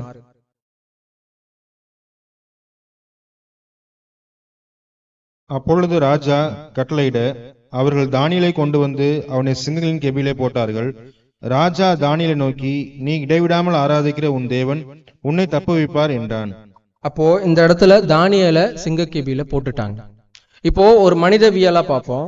ரோட்ல நம்ம போகும் பொழுது ஒரு நாய் ஒரு ஒரு பவு கொடுக்கும் பொழுது நம்ம எல்லாருக்கும் திடீர்னு ஒரு பயம் வருதா இல்லையா? எவ்வளவு பலசாலிகளா இருக்கும் பொழுதும் நமக்கு அது எங்க கடிச்சிருமோ அப்படிங்கிற ஒரு பயம் இருக்கும். இப்போ தானியேலை அந்த சிங்கம் இருக்கக்கூடிய கெபியில் போட்டுகிறார்கள் அப்படின்னும் பொழுது அந்த சிங்கம் உரிமை இருக்காதா? தேவதூதனை கொண்டு அவர் வாயை அடைத்திருக்கிறார், அந்த சிங்கத்தின் வாயை. ஆனாலும் அதோட கர்ஜனையும் அதோட உருமலும் ஒரு பயத்தை ஏற்படுத்தியிருக்காதா? கொஞ்சம் கூட அவர் யோசிச்சிருக்க மாட்டாரா? தேவன் நம்மளை காப்பாற்றுவார், சரி, ஆனா இது எங்க ஒருவேளை நம்ம கையை மட்டும் கடிச்சிருமோ இல்ல காலை மட்டும் கடிச்சிருமோ அப்படின்னு சொல்லி அவர் யோசிச்சிருப்பாரா? அவர் யோசிக்கல. அவர் முழுசா என்ன பண்ணியிருந்தாரு? தேவனை நம்பியிருந்தாரு. 22ஆம் வசனத்தை வாசிங்கள். சிங்கங்கள் என்னை சேதப்படுத்தாதபடிக்கு தேவன் தம்முடைய தூதனை அனுப்பி அவைகளின் வாயை கட்டி போட்டார். அதேனென்றால் அவருக்கு முன்பாக நான் குற்றமற்றவனாய் காணப்பட்டேன், ராஜாவாகி உமக்கு முன்பாகவும் நான் நீதிகேடு செய்ததில்லை என்றான். 23. அப்பொழுது ராஜா தன்னில் மிகவும் சந்தோஷப்பட்டு தானியேலை கெபியிலிருந்து தூக்கிவிட சொன்னான். அப்படியே தானியேல் கெபியிலிருந்து தூக்கிவிடப்பட்டான். அவன் தன் தேவன் பேரில் விசுவாசித்திருந்தபடியால் அவனில் ஒரு சேதமும் காணப்படவில்லை. அப்போ இந்த இடத்துல தானியேலானவர் காப்பாற்றப்பட்டிருக்கிறார், ஒரு சேதமும் இல்லாமல். அட்லீஸ்ட் ஒரு கடியாவது வாங்கிட்டா உயிர் பொழைச்சிட்டமே அப்படிங்கிற அது கூட கிடையாது. தேவனை அவர் முழுதாக நம்பினார். அதற்கு ஒரு காரணமும் இருக்கு. தேவ நம்பிக்கை அப்படிங்கிறது ஒரு விஷயமாக கருதப்பட்டாலும் இன்னொரு விஷயமும் இருக்கிறது. நல்லா பாருங்க, 22ஆம் வசனத்தின் கடைசி பாகத்தில், அது ஏனென்றால் அவருக்கு முன்பாக நான் குற்றமற்றவனாய் காணப்பட்டேன், ராஜாவாகிய உமக்கு முன்பாகவும் நான் நீதிகேடு செய்ததில்லை என்றான். அப்போ இன்னைக்கு நம்ம செய்கிற செயல் எல்லாத்தையுமே தீங்கா செஞ்சுட்டு தீங்குல அகப்பட்டுக்கிட்டு நான் தேவனை நம்புறேன், என்ன அவர் காப்பாற்றணும் அப்படின்னு சொல்லி நம்ம நம்புறது சரியா? கண்டிப்பா கிடையாது. அவர் பாருங்க, குற்றமற்றவனாக காணப்பட்டிருந்தார். அவருடைய செயலிலே தீங்கானதோ தீமையானதோ இல்லை. அப்படி இருந்த பொழுது அவர் தேவன் மீது நம்பிக்கை வைத்திருக்கிறார். அதனால் தேவன் ஒரு சேதமும் இல்லாமல் அவரை காப்பாற்றிருக்கிறார். அப்ப நம்ம தேவன் நம்பிக்கையுடையவர்களாக இருக்கிறோம் என்பதற்காக நாம் எல்லா தீங்கையும் செஞ்சுட்டு எனக்கு தீங்கு வர நாட்கள்ல தேவனானவர் நம்மளை காப்பாற்றுவார் அப்படின்னு சொல்லி நம்ம நினைக்கிறது சரியா தவறா? கண்டிப்பாக சரியல்ல. அப்போ 23ஆம் வசனத்துல, அப்பொழுது ராஜா தன்னில் மிகவும் சந்தோஷப்பட்டு தானியேலை கெபியிலிருந்து தூக்கிவிட சொன்னான். அப்படியே தானியேல் கெபியிலிருந்து தூக்கிவிடப்பட்டான். அவன் தேவன் பேரில் விசுவாசித்திருந்தபடியால் அவனில் ஒரு சேதமும் காணப்படவில்லை. அப்ப அவர் முழுசா நம்பினாரு தானியேல். பக்கத்துல அவ்வளவு சிங்கங்கள் இருக்கும் பொழுதும் அவர் தேவனை முழுசா நம்பும் பொழுது கண்டிப்பாக தேவன் அவரை காப்பாற்றியிருக்கிறார், ஒரு சேதமும் இல்லாமல் காப்பாற்றியிருக்கிறார். அப்ப நம்முடைய நம்பிக்கையும் தானியேலுடைய நம்பிக்கையும் ஒப்பிட்டு பாருங்க. இப்போ இந்த இடத்துல நம்ம வெறும் நம்பிக்கையை குறித்து மட்டும் நம்ம யோசிக்காம, அதை மட்டும் நம்ம சொல்ல வராம, நாம் எந்த அளவுக்கு தக்கதாக நாம் நம்பிக்கொண்டு இருக்கிறோம் என்பதை நாம் பரிசோதிக்கவும் இந்த பிரசங்கமானது இருக்கிறது. அப்போ எந்தெந்த சூழ்நிலைகள்ல நாம் நம்மளுடைய நம்பிக்கையை இழந்து போகிறோம், எந்தெந்த சூழ்நிலைகள்ல நம்முடைய நம்பிக்கையானது இன்னும் அதிகமாக வலுப்பெறுகிறது என்பதை நாம் பார்க்க வேண்டியது அவசியம். இப்ப இன்னொரு உதாரணம் நம்ம பார்ப்போம். யோனாவை குறித்து பார்ப்போம். யோனா 1ஆம் அதிகாரம் வசனம் 17. யோனாவை விழுங்கும்படி ஒரு பெரிய மீனை கர்த்தர் ஆயத்தப்படுத்தியிருந்தார். அந்த மீன் வயிற்றிலே யோனா ராப்பகல் 3 நாள் இருந்தான். இப்போ யோனா கடல்ல தூக்கி போட்டாங்க. இப்போ அப்படி தூக்கி போடும் பொழுது யோனாவானவர் என்ன நினைச்சிருப்பார்? நமக்கு நீச்சல் தெரியுமோ தெரியாதோ, நீச்சல் தெரிஞ்சவனாகவே இருந்தாலும் கடல் அப்படின்னு வரும் பொழுது அந்த அலைகளிலும் தண்ணீர்களிலும் சுழல்களிலும் அவனால எவ்வளவு நேரம் தாங்க முடியும்? அவர் அந்த செகண்ட்ல அவர் யோசிச்சிருப்பாரா? அப்படி இருந்தும் தேவனானவர் என்ன செய்திருக்கிறார்? ஒரு மீனை அனுப்பி யோனாவை விழுங்கும்படி செய்துட்டார். நீங்களும் நானும் ஒரு மீன் நம்மளை முழுங்கிருச்சு அப்படின்னா நம்ம என்ன நினைப்போம்? அவ்வளவுதான், நம்ம இறந்துட்டோம், நம்மள அந்த மீன் சாப்பிட்டுருச்சு, அவ்வளவுதான், இதுக்கப்புறம் நம்ம மீன் கழிவாகத்தான் இருக்க போகிறோம். ஆனா அவர் என்ன செய்தார் என்பதை நாம் யோசித்து பார்க்க வேண்டியது மிகுந்த அவசியம். யோனா 2ஆம் அதிகாரம் வசனம் 1-9 முடிய பாருங்கள். அவர் அந்த மீனின் வயிற்றில் இருந்து யோனா தன் தேவனாய கர்த்தரை நோக்கி விண்ணப்பம் பண்ணி, என் நெருக்கத்தில் நான் கர்த்தரை நோக்கி கூப்பிட்டேன், அவர் எனக்கு உத்தரவு அருளினார். நான் பாதாளத்தின் வயிற்றில் இருந்து கூக்குரலிட்டேன், நீர் என் சத்தத்தை கேட்டீர். சமுத்திரத்தின் நடுமை மையமாகிய ஆழத்திலே நீர் என்னை தள்ளிவிட்டீர். நீரோட்டம் என்னை சூழ்ந்து கொண்டது, உம்முடைய வெள்ளங்களும் அலைகளும் எல்லாம் என்மேல் புரண்டது. நான் உமது கண்களுக்கு எதிரே இராதபடிக்கு தள்ளப்பட்டேன். ஆகிலும் இன்னமும் உம்முடைய பரிசுத்த ஆலயத்தை நோக்குவேன் என்றேன். தண்ணீர்கள் பிராண பரியந்தம் என்னை நெருக்கினது. ஆழி என்னை சூழ்ந்தது, கடற்பாசி என் தலையை சுற்றி கொண்டது. பர்வதங்களின் அடிவாரங்கள் பரியந்தமும் இறங்கினேன். பூமியின் தாழ்பால்கள் என்றைக்கும் என்னை அடைக்கிறதா இருந்தது. ஆனாலும் என் தேவனாய கர்த்தாவே, நீர் என் பிராணனை அழிவுக்கு தப்புவித்தீர். என் ஆத்மா என்னில் தொய்ந்து போகையில் கர்த்தரை, அப்பொழுது என் விண்ணப்பம் உமது பரிசுத்த ஆலயத்திலே உம்முடத்தில் வந்து சேர்ந்தது. பொய்யான மாயையை பற்றி கொள்ளுகிறவர்கள் தங்களுக்கு வரும் கிருபையை போக்கடிக்கிறார்கள். நானோவெனில் துதியின் சத்தத்தோடே உமக்கு பலியிடுவேன். நான் பண்ணின பொருத்தனையை செலுத்துவேன். ரட்சிப்பு கர்த்தருடையது என்றான். அப்போ இந்த இடத்துல யோனா தேவன் மீது வைத்திருக்கக்கூடிய அந்த நம்பிக்கை எந்த அளவு இருக்கிறது என்பதை நம்ம பார்த்துட்டு வரோம். நான் முன்னாடி சொன்ன மாதிரி அவரு கடல்ல விழுந்துட்டாரு. விழுந்த உடனே ஒரு மீன் வந்துட்டு அவரை பிடிச்சிருச்சு, இவ்வளவுதான் அப்படிங்கிறது கதை கிடையாது. பாருங்க, இந்த 2ஆம் வசனம் 2ஆம் அதிகாரம் 3ஆம் வசனத்துல, சமுத்திரத்தின் நடுமயமான ஆழத்திலே நீர் என்னை தள்ளிவிட்டீர், நீரோட்டம் என்னை சூழ்ந்து கொண்டது. நீரோட்டம் என்னை சூழ்ந்து கொண்டது அப்படி சொல்லும் பொழுது நமக்கு அந்த இடத்துல ஏற்படக்கூடிய பயம் எப்படிப்பட்டதாக இருக்கும்? அடுத்து பாருங்க, உம்முடைய வெள்ளங்களும் அலைகளும் எல்லாம் என் மேல் புரண்டது. ஒரு பலத்த ஒரு தண்ணி அடிக்கும் பொழுது, ஒரு அலை அடிக்கும் பொழுது அந்த அலையினாலே செத்து போறவங்க நிறைய பேர் இருக்காங்க. அப்படி இருக்கும் பட்சத்துல அப்படி அவர் புரண்டது அப்படின்னும் பொழுது அந்த நிலைமையிலையும் அவர் யோசிச்சது என்ன அப்படிங்கறத நம்ம யோசிக்கணும். அடுத்து 4ஆம் வசனத்துல, நான் உமது கண்களுக்கு எதிரே இராதபடிக்கு தள்ளப்பட்டேன், ஆகிலும் இன்னமும் உம்முடைய பரிசுத்த ஆழத்தை நோக்குவேன் என்றேன். தண்ணீர்கள் பிராண பரியந்தம் என்னை நெருக்கினது, ஆழி என்னை சூழ்ந்தது, கடற்பாசி என் தலையை சுற்றி கொண்டது. அப்போ இப்படிப்பட்ட சூழலிலும் யோனாவானவர் தன்னுடைய நம்பிக்கையை விடாது இருந்தார். 3 நாள் இருந்தார் அந்த வயிற்றுல, மீனுடைய வயிற்றுல. அப்போ தேவனானவர் இப்படிப்பட்ட நம்பிக்கையுடைய அவருக்கு காப்பாற்றினாரா இல்லையா, அல்லது பலன் கிடைத்ததா இல்லையா என்பதை நாம் பார்ப்போம்.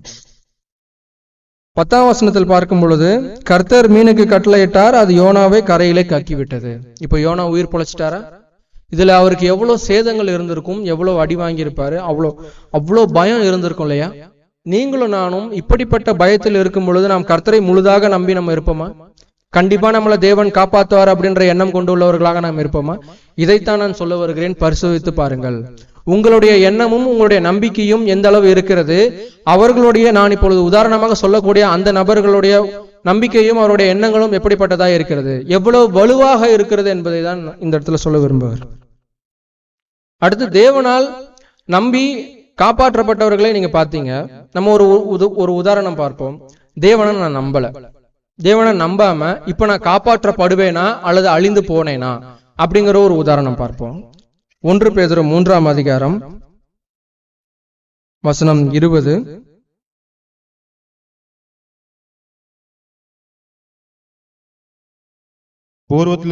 பூர்வத்திலே நோவா பேழை ஆயத்தமான நாட்களிலே தேவன் நீடிய பொறுமையோடு காத்திருந்த போது கீழ்ப்படியாமற் போனவைகள். அந்த பேழையிலே சிலராக 8 பேர் மாத்திரம் பிரவேசித்து ஜலத்தினாலே காக்கப்பட்டார்கள். அப்போ இந்த நோவா வாழ்ந்த காலம், நோவாவுடைய கதை உங்க எல்லாருக்கும் கண்டிப்பா பரிச்சயமானதா தான் இருக்கும். அப்படி இந்த நோவா வாழ்ந்த காலத்துல நோவாவானவர் கர்த்தர் சொன்னார் என்று அவர்களிடம் போய் சொல்லுகிறார். நீங்கள் காப்பாற்றப்பட வேண்டியது அவசியம், அதனால் நீங்க வாங்க அப்படி சொல்லும் பொழுது அவங்க கேட்டாங்களா? கண்டிப்பாக கேட்கல. நடுபாகத்துல பார்க்கும் பொழுது கீழ்ப்படியாம போனவைகள் அப்படின்னும் பொழுது அந்த ஜனங்கள் தேவனை, கர்த்தர் சொன்ன வார்த்தையை நம்பவில்லை. அதனால என்ன ஆச்சுன்னு உங்களுக்கு நல்லாவே தெரியும். ஜலப்பிரளயம் வந்தது, எல்லாருமே அழிந்தாங்க, டோட்டலா முடிஞ்சிருச்சு. ஆனா அவர்கள் அந்த சாகும் நிலையிலும் தன்னை மாற்றிக் கொண்டு இருக்கலாம் இல்லையா? இன்னைக்கு எனக்கு எதுவுமே ஆகாது, எனக்கு பயமே கிடையாது அப்படின்னு நான் சொல்றேன்னு வச்சுக்கோங்களேன். திடீர்னு என்னை விட ஒரு பலனான ஒரு ஆள் வந்துட்டு என்னை அடிக்கிறாரு. இப்ப எனக்கு பயம் வருமா வராதா? கண்டிப்பா. அப்ப நான் ஒண்ணுமே இல்லை அப்படின்ற எண்ணம் எனக்கு வருமா இல்லையா? ஆனா அவர்களுக்கு வந்ததா என்பதை பாருங்கள். மத்தேயு 24 அதிகாரம் 37 39 முடிய. நோவாவின் காலத்தில் எப்படி நடந்ததோ அப்படியே மனுஷகுமாரன் வரும் காலத்திலும் நடக்கும். எப்படி எனில், ஜலப்பிரளயத்துக்கு முன்னான காலத்திலே நோவா பேழைக்குள் பிரவேசிக்கும் நாள் வரைக்கும் ஜனங்கள் புசித்தும் குடித்தும் பின் கொண்டும் பின் கொடுத்தும் ஜலப்பிரளயம் வந்து அனைவரையும் வாரிக்கொண்டு போகும் மட்டும் உணராதிருந்தார்கள். அப்படியே மனுஷகுமாரன் வரும் காலத்திலும் நடக்கும். அப்பொழுது 2 பேர் வயலில் இருப்பார்கள், ஒருவன் ஏற்றுக்கொள்ளப்படுவான், ஒருவன் கைவிடப்படுவான். நன்றிங்க. இப்போ இந்த இடத்துல சொல்ல வர விஷயம், நோவானவர் நம்பிக்கையினாலே காப்பாற்றப்பட்டார், அது ஒரு பாகம். ஆனா இந்த மக்கள் வந்துட்டு இந்த 39ஆம் வசனத்தை பாருங்கள். ஜலப்பிரளயம் வந்து அனைவரையும் வாரிக்கொள்ள போகும் மட்டும் உணராதிருந்தார்கள். அப்போ நமக்கு ஒரு பயம் நேரிடும் பொழுதும் கூட நாம் நம்பிக்கையை நாம் கர்த்தர் மீது வைக்காமல் நாம் நமது மீதே வைத்துக் கொள்ளும் பொழுது நாம் வாரிக்கொள்ளக்கூடியவர்களாய் தான் காணப்படுவோம். அப்ப நம்முடைய நம்பிக்கை எதற்கேதுவாக இருக்க வேண்டும் என்பதை நாம் யோசித்து பார்க்க வேண்டியது அவசியம். அட்லீஸ்ட் அந்த ஒரு ஜலப்பிரளயம் வந்த அப்போவாது அவங்க வந்துட்டு கொஞ்சம் மாறி இருக்கலாம். ஒருவேளை நோவா சொன்னது கரெக்ட் தான் போல, நம்ம இப்போவாது தேவனே என்னை காப்பாத்துங்க அப்படி சொல்லி அவங்க கேட்டிருந்திருக்கலாம். ஆனா எத்தனை பேர் அப்படி கேட்டாங்க? வாரிக்குள்ள போக மட்டும் யாருமே உணர்ந்தாதான் இருந்தாங்க. அப்ப அப்படிப்பட்டவர்களாய் நாம் காணப்பட வேண்டுமா என்பதை யோசித்து பார்க்க வேண்டிய அவசியம். இப்ப நோவாவுடைய நம்பிக்கை அப்படிங்கிறது காப்பாற்றப்படுவது, அந்த நம்பிக்கையினுடைய கிரியை, அதாவது அந்த செயலின் வெளிப்பாடு என்னவாக இருந்தது? அவர் சொன்னதை அவர் செஞ்சார். பேழையை கட்ட சொன்னார், பேழையை கட்டியாச்சு. 2 ஜோடிகள் ஒரு ஜோடியாக கொண்டு வர சொன்னார், அதே மாதிரி அவரும் பண்ணிட்டார். இப்போ இந்த செயல் இருக்கிறது. நம்பிக்கை மாத்திரம் நோவாவிடத்தில் இல்லை, அவருடைய செயல்பாடுகளும் இருக்கிறது. இப்ப பலன் என்ன? அவர்களும் அவருடைய குடும்பத்தாரும் காப்பாற்றப்பட்டார்கள். அப்போ எந்த ஒரு நம்பிக்கைக்கும் ஒரு செயல் தேவைப்படுகிறது. அப்படிப்பட்ட செயலுக்கு தக்க பலன் கண்டிப்பாக நமக்கு கிடைக்கும் என்பதை நாம் யோசிக்கணும். சரி, கடைசியாக என்ன சொல்ல வருகிறோம் அப்படின்னா, நீதிமொழிகள் 14ஆம் அதிகாரம் 14ஆம் அதிகாரம் வசனம் 26. கர்த்தருக்கு பயப்படுகிறவனுக்கு திட நம்பிக்கை உண்டு, அவன் பிள்ளைகளுக்கும் அடைக்கலம் கிடைக்கும். அப்போ நான் இங்க சொன்னதுதான் முன்னாடி, திட நம்பிக்கை தேவைப்படுகிறது. திட நம்பிக்கை எப்படி வரும்? எந்த மாதிரியான சூழ்நிலைகள்ல வரும்? நாம் தான் தேவன் மீது வைக்கக்கூடிய நம்பிக்கையின் அளவை நாம் அதிகரித்து கொள்ள வேண்டும். முன்பு நாம் எப்படிப்பட்டவர்களாக இருந்தோம், இப்போ எப்படிப்பட்டவர்களாக இருக்கிறோம், முன்னாடி நாம எப்படிப்பட்ட நம்பிக்கைக்குரியவர்களாக இருந்தோம், இப்போ இந்த பிரசங்கத்தை கேட்டதுக்கு அப்புறம் இல்லது புரிந்து கொண்டதுக்கு அப்புறம் நம்முடைய நம்பிக்கையின் அளவு எப்படிப்பட்டதா இருக்க வேண்டும். ஏன்னா யோசிச்சு பாருங்க, நீங்க கர்த்தரை நம்பாம ஏதாவது ஒரு நாள் இருந்திருப்பீங்களா? அல்லது கர்த்தர் நம்பி நீங்க அவர்கிட்ட கேட்டோ இல்ல அவரை நம்பியோ ஏதோ ஒரு செயலாவது உங்களுக்கு நடக்காம போயிருக்கா? கண்டிப்பா அப்படி யாராலையும் சொல்ல முடியாது இல்லையா? சோதனைகள் நமக்கு அதிகமாக வந்திருந்தாலும் நீங்கள் கர்த்தரை நம்பி இருக்கும் பொழுது கண்டிப்பாக அவருக்கு ஏதாவது ஒரு பலன் உங்களுக்கு கொடுத்திருப்பார். நீங்கள் நினைத்தது உங்களுக்கு ஒரு பலனாக வந்து அமைந்திருக்கும். அப்ப அப்படி இருக்கும் பொழுது நமக்கு நம்பிக்கை என்பது சும்மா ஒரு நம்பிக்கையா இல்லாம திட நம்பிக்கை, வலுவான ஒரு நம்பிக்கை இருக்க வேண்டும். அதற்குத்தான் நம்ம உதாரணத்தை பார்த்தோம். எல்லாருமே சாகர நிலைமையிலும் இந்த மாதிரியான சூழ்நிலையிலும் வலுவிழந்து போகாமல் அவர்கள் தங்களுடைய நிலைமையை, தங்களுடைய நம்பிக்கையை இன்னும் வலுவாக ஆக்கி கொண்டே வந்தார்கள். அப்படிப்பட்டவர்களை நாம் மாதிரியாக கொண்ட வேண்டியது மிகுந்த அவசியமா இருக்கிறது. உபாகமம் 28ஆம் அதிகாரம் வசனம் 1-7. உபாகமம் 28ஆம் அதிகாரம் வசனம் 1-7. இன்று நான் உனக்கு விதிக்கிற உன் தேவனாய கர்த்தருடைய கட்டளையின்படியெல்லாம் செய்ய நீ கவனமாய் இருக்கும்படிக்கு அவர் சத்தத்திற்கு உண்மையாய் செவி கொடுப்பாயானால் உன் தேவனாய கர்த்தர் பூமியில் உள்ள சகல ஜாதிகளிலும் உன்னை மேன்மையாக வைப்பார். நீ உன் தேவனாய கர்த்தரின் சத்தத்துக்கு செவி கொடுக்கும் போது இப்பொழுது சொல்லப்படும் ஆசீர்வாதங்கள் எல்லாம் உன்மேல் வந்து உனக்கு பலிக்கும். நீ பட்டணத்திலும் ஆசீர்வதிக்கப்பட்டிருப்பாய், வெளியிலும் ஆசீர்வதிக்கப்பட்டிருப்பாய். உன் கர்ப்பத்தின் கனியும் உன் நிலத்தின் கனியும் உன் மாடுகளின் பெருக்கமும் உன் ஆடுகளின் மந்தைகளும் ஆகிய உன் மிருக ஜீவன்களின் பலனும் ஆசீர்வதிக்கப்பட்டிருக்கும். உன் கூடையும் மாப்பிசைகிற உன் தொட்டியும் ஆசீர்வதிக்கப்பட்டிருக்கும். நீ வருகையிலும் ஆசீர்வதிக்கப்பட்டிருப்பாய், நீ போகையிலும் ஆசீர்வதிக்கப்பட்டிருப்பாய். உனக்கு விரோதமாய் எழும்பும் உன் சத்துருக்களை கர்த்தர் உனக்கு முன்பாக முறிய அடிக்கப்படும்படி ஒப்பு கொடுப்பார். ஒரு வழியாய் உனக்கு எதிராக புறப்பட்டு வருவார்கள், 7 வழியாய் உனக்கு முன்பாக ஓடி போவார்கள். நன்றி, நன்றி. இப்போ இந்த இடத்துல சொல்ல வர விஷயங்கள் 1ஆம் வசனத்தில் நடுபாகத்தில் பாருங்கள். 1ஆம் பாதகத்தில், இன்று நான் உனக்கு விதிக்கிற உன் தேவனாகிய கர்த்தருடைய கட்டளையின்படி எல்லாம் செய்ய நீ கவனமாய் இருக்கும்படிக்கு. அப்போ இந்த இடத்துல அவர் ஒரு கட்டளை எடுக்கிறார், ஒரு செயலை செய்ய சொல்லி சொல்லுகிறார். அப்படி நீங்க ஒருவேளை செஞ்சீங்க அப்படின்னா உங்களுக்கு எப்படிப்பட்டதாக இருக்கும், உங்களை நான் எப்படி காப்பாற்றுவேன், நீங்கள் எப்படி போஷிக்கப்படுவீர்கள், எப்படி காப்பாற்றப்படுவீர்கள் என்பது அடுத்தடுத்த வசனங்கள்ல உங்களுக்கு தெரியும். அப்போ இந்த இடத்துல சொல்ல வர விஷயம், ஒரு செயலை அவர் எதிர்பார்க்கிறாரு. நம்பிக்கை அப்படிங்கிறத தாண்டி நம்பிக்கை உடையவர்களான நாம் அந்த செயலை செய்ய வேண்டியது அவசியம். காரணம், நமக்கு வரக்கூடிய பலனை எதிர்பார்த்து.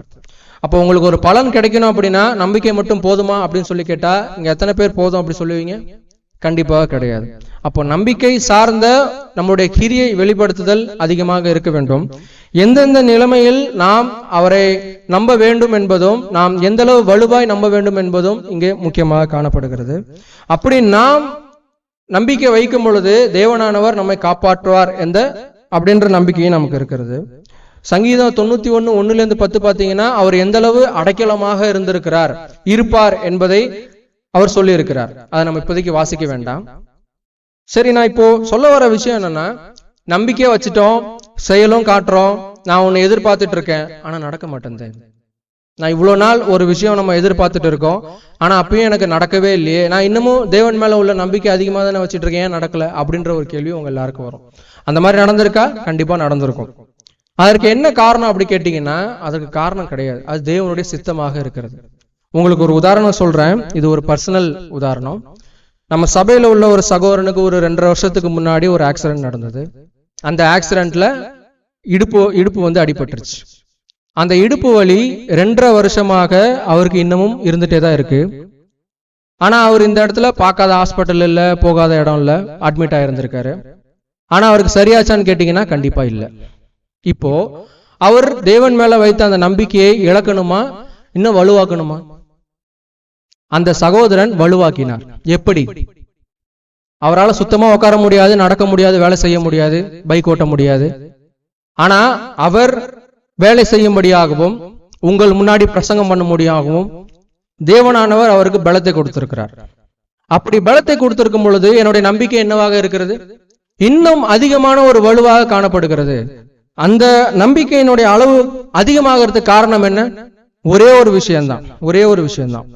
என்ன பலப்படுத்தக்கூடிய அவர் என்னை காப்பாற்ற மாட்டாரா அல்லது குணப்படுத்த மாட்டாரா அந்த வழியிலிருந்து அப்படிங்கிற ஒரே ஒரு எண்ணம் தான். அதே மாதிரி நீங்கள் எல்லாருமே ஒரு நம்பிக்கையை வைத்திருக்கிறீர்கள் என்றால் அந்த நம்பிக்கை எந்த அளவு திடமாகவும் வலுவாகவும் இருக்கிறது என்பதை நாம் யோசித்து பார்க்க வேண்டியது மிகுந்த அவசியம். சரி, நான் ரொம்ப நாளா நம்பிட்டேன், ஆனா எனக்கு எதுவுமே நடக்கலையே அப்படின்னா நான் கேட்கிற கேள்வி இதுதான், உங்களுக்கு பலன் உடனே கிடைக்க வேண்டுமா? ஒரு அரிசி நீங்க விதை போடுறீங்க அப்படின்னா உடனே உங்களுக்கு அந்த நெல் அரிசி எல்லாமே வந்துட முடியுமா? கண்டிப்பா கிடையாது. அதுக்கு ஒரு குறிப்பிட்ட காலம் இருக்கு, அது விவசாயிக்கு தெரியும் இத்தனை நாள் ஆகும் அப்படிங்கிறது. ஆனா நம்முடைய வாழ்வியல் அப்படிங்கிற ஒரு விஷயம் வரும் பொழுது தேவனானவர் சித்தம் வைக்க வேண்டியது அவசியம்.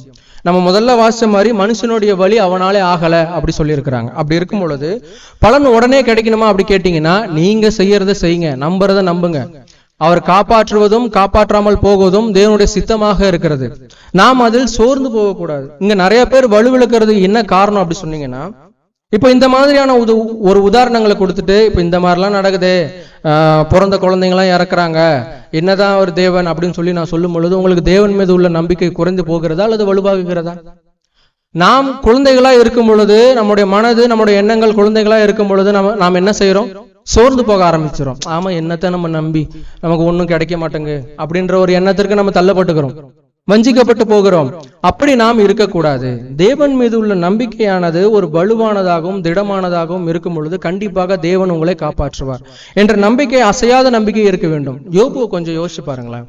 எவ்வளோ பெரிய ஒரு பணக்காரர், அவர் பணத்திலேயே அவ்வளோ அந்த அளவு ஒரு பொருள் உடையவராய் இருக்கிறார்.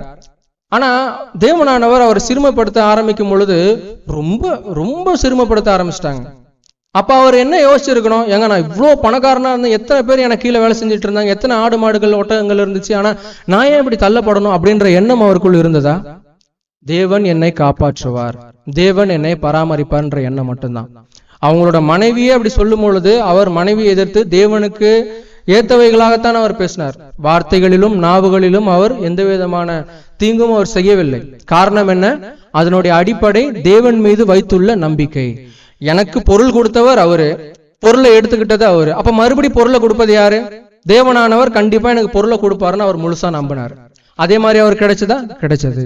அப்போ அந்த மாதிரி தேவனுடைய சித்தமானது கண்டிப்பாக இருக்கும். அதற்கு என்ன காரணம், அதனோட முடிவு எப்படிப்பட்டதா இருக்கும் என்று பார்க்கும் பொழுது நம்முடைய நம்பிக்கையின் அளவுக்கு தக்கதாகத்தான் இருக்கும். இப்ப இயேசுவானவர் அவர் சிலுவையில இருக்கும் பொழுது என்னை காப்பாற்றுங்க, எனக்கு மரணம் வேணாம்னு சொல்லி 3 தடவை வந்துட்டு ஜெபிச்சார் இல்லையா? அழுது ஜெபிச்சார் இல்லையா? ஒரு நம்பிக்கை இல்லாமலா இருந்திருக்கும். இருந்தாலும் உம்முடைய சித்தம் அப்படின்னு சொல்லி இயேசுவானவர் சொல்லிட்டார்.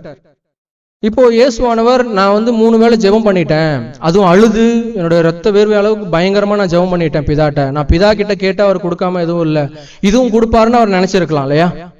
அப்படி நினைச்சிருக்கும் பொழுதும் அவர் சிலுவையில் அறையப்பட்டார், நமக்காக நம்முடைய பாடுகளை ஏற்றார், நமக்காக கஷ்டப்பட்டார். இப்போ கடைசியில மரணமும் வந்தது. இப்போ இந்த இடத்துல நம்ம தேவனை குறை சொல்ல முடியுமா?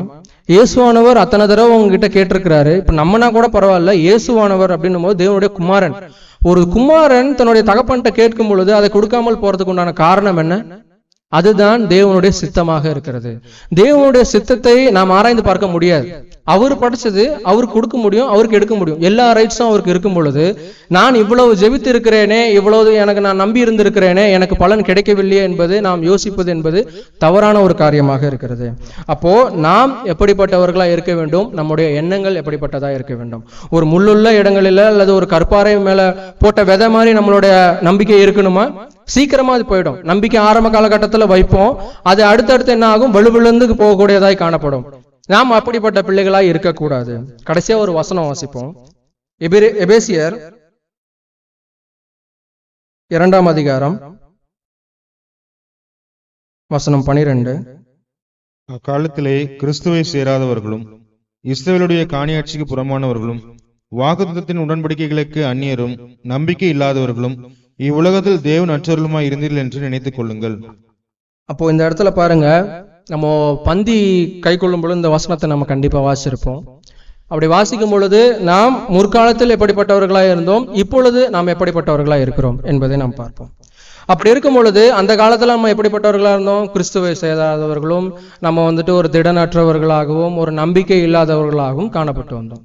ஒரு நம்பிக்கை இருந்தது. தேவனானவர் அவருடைய குமாரனை கொண்டு என்னுடைய பாவங்களை அவர் நிவர்த்தி ஆக்கி இருக்கிறார். அப்படி இருக்கும் பொழுது நாம் அதை நம்புகிறோம் இல்லையா? நம்பாம இங்க யாருமே இல்லை. நம்ம தேவனுடைய குமாரன் தான் இயேசுதான் தேவனுடைய குமாரன் சொல்லி நம்பிதான் ஞானஸ்நானம் எடுக்கிறோம். அப்படி நம்பிதான் தேவன் தான் நம்மளை போஷித்து வருகிறார் என்பதை நம்பித்தான் நம்ம இந்த சபையிலே இருக்கிறோம் இல்லையா, ஒரு கிறிஸ்தவர்களா.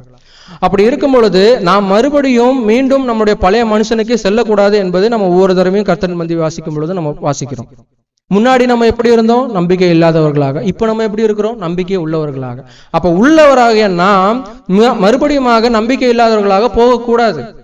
அதே மாதிரி இருக்கக்கூடிய நாம் இன்னும் அதிகமாய் தன்னுடைய நம்பிக்கையை வலுவாக்கக்கூடியதாய் நாம் என்ன செய்ய வேண்டும், எந்த அளவு எண்ணம் கொள்ள வேண்டும் என்பதை நாம் யோசித்து பார்க்க வேண்டியது அவசியமா இருக்கிறது. அப்போ இன்னைக்கு நம்ம பார்த்த காரியம் என்ன அப்படின்னா, ஒரு நம்பிக்கை என்றால் என்ன, அது தேவன் மீது நாம் ஏன் வைக்க வேண்டும்? ஏன்னா தேவன் தான் நம்மளை படைத்திருக்கிறார். மனுஷனுடைய வழி அவனாலே ஆகவில்லை என்பதை நாம் அறிந்திருக்க வேண்டியது அவசியமாக இருக்கிறது. அப்படி இருக்கும் பொழுது நாம் தேவனை நம்பாமல் வேற ஒருவங்களை நம்ப முடியுமான்னா அதுவும் முடியாது. ஏன்னா படைச்சவர் ஃபுல்லாவே அவரு தான். இப்ப நான் அப்படி நம்பி காப்பாற்றப்பட்டவர்கள் யாருன்னு நம்ம பார்த்தோம், நம்பி கெட்டு போனவர்கள் யாரும் அப்படின்னு பார்த்தோம். வெறும் நம்பினா மட்டும் போதுமா அப்படின்னு கேட்டீங்கன்னா கண்டிப்பாக கிடையாது. உங்களுடைய நம்பிக்கை வீண் போகாது, உங்களுடைய நம்பிக்கைக்கு உண்டான பலன் கண்டிப்பாக கிடைக்கும். ஆனாலும் உங்களுடைய செய்கைக்கு தக்க பலன் கண்டிப்பாக உங்களுக்கு கிடைக்கும். உங்களுடைய நம்பிக்கையின் வலு, அதாவது இப்போ பேதுருவானவர் இயேசுவை பார்த்துட்டு நானும் கடல் மேல நடக்கணும்னு சொல்லி வந்துட்டார். இப்ப அப்படி வரும் பொழுது அது காத்து அடிக்குது, அலை அடிக்குது, உடனே அந்த ஸ்பார்க்ல அவர் என்ன ஆயிட்டு ஒரு வலுவிளக்க ஆரம்பிச்சிட்டார். அந்த நம்பிக்கை எங்க போச்சு?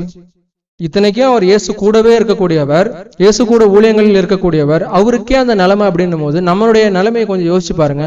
நம்ம எந்த அளவுக்கு குழந்தைகளா இருக்கிறோம் அல்லது வலுவுள்ளவர்களா இருக்கிறோம் என்பதை யோசித்து பாருங்கள். வலுவாகவே இருந்தாலும் நமக்கு சாத்தான் மூலமாகவோ அல்லது இந்த பூமியிலே வாழ்கிற மாம்சத்திற்குரியவர்கள் மூலமாகவோ நமக்கு சோதனைகள் கண்டிப்பாக வரும். அப்படிப்பட்ட சோதனையிலே நாம் பலனற்று போனவர்களாய் காணப்படாமல், பலவீனராக காணப்படாமல், நம்முடைய நம்பிக்கை இன்னும் வலுவாக்க நாம் என்ன செய்ய வேண்டும் என்பதை நாம் யோசித்து பார்க்க வேண்டியது அவசியம். அதுக்கு முதல்ல நம்ம ஞானமா இருக்கணும். சாத்தானுடைய பிடியில நம்ம போய் சிக்கிக் கொள்ளக்கூடாது. தெளிந்த புத்தி உள்ளவர்களா இருக்கணும் அப்படிங்கிற ஒரு விஷயம் இருக்கு. அப்போ இந்த இடத்துல கடைசியாக நம்ம சொல்ல வர்றது, எந்த சூழ்நிலை வேணாலும் வரலாம். மரண பரியந்தம் வரலாம், இல்லை வேற ஏதாவது ஒரு கடன் பிரச்சனை வரலாம், இல்லை வேற ஏதாவது ஒரு பிரச்சனை வரலாம், உயிருக்கு சேதமாகலாம். இந்த மாதிரி பிரச்சனைகள்லாம் இருக்கும் பொழுது நாம் அந்த நிலைமையிலும் தேவனை நாம் நம்புகிறோமா இல்லையா என்பதுதான் நம்முடைய கருத்து. யோசிச்சு பாருங்க, பூமிக்குரிய வாழ்நாள் காலங்களிலே நம்முடைய உயிரை ஒரு மனுஷனை நம்பி கொடுக்கிறோம். அவர் தான் டாக்டர், சரிங்களா? ஒரு டாக்டர் நம்பி நம்முடைய உயிரை முழுசா நம்பி நம்ம கொடுக்கிறோம். இவர் என்ன குணப்படுத்திடுவாரு அப்படின்னும் பொழுது அந்த டாக்டரையும் அந்த மனுஷனையும் உண்டாக்கினவர் யாரு? தேவன் தான். அப்ப நீங்க அவரை நம்பும் பொழுது உங்களுக்கு உண்டான பலனோ அல்லது நீங்க எதிர்பார்க்கிற ஒரு விஷயமோ அல்லது அவருடைய சித்தம் உங்களுக்கு இல்லாமல் போகுமா? யோசிச்சு பாருங்க. நாம் மனிதன் மீது நம்பிக்கையை வைக்காமல் நாம் தேவன் மீது நம்பிக்கையை வைக்கும் பொழுது கண்டிப்பாக தேவன் நம்மளை ஆதரிக்கிறார், நம்மளை காப்பாற்றுகிறார், நம்மளை போஷிக்கிறார். இது எல்லாத்தையும் நாம் உணர்ந்து பார்த்து நன்றியறிதல் உள்ளவர்களாகவும் நாம் இன்னும் நம்பிக்கையிலே வலுவானவர்களாகவும் திட நம்பிக்கை உடையவர்களாகவும் காணப்பட வேண்டியது அவசியமாக இருக்கிறது. அப்போ அவர் ஒரு அடைக்கலமாக நமக்கு இருப்பார் என்பதை கடைசியாக ஒரு வசனம் வாசித்து விட்டு முடிப்போம். சங்கீதம் 91 சங்கீதம் வசனம் 1-10. உன்னதமானவரின் மறைவில் இருக்கிறவன் சர்வ வல்லவருடைய நிழலில் தங்குவான். நான் கர்த்தரை நோக்கி, நீர் என் அடைக்கலம், என் கோட்டை, என் தேவன், நான் நம்பியிருக்கிறவர் என்று சொல்லுவேன். அவர் உன்னை வேடனுடைய கண்ணிக்கும் பாலாக்கும் கொள்ளை நோய்க்கும் தப்புவிப்பார்.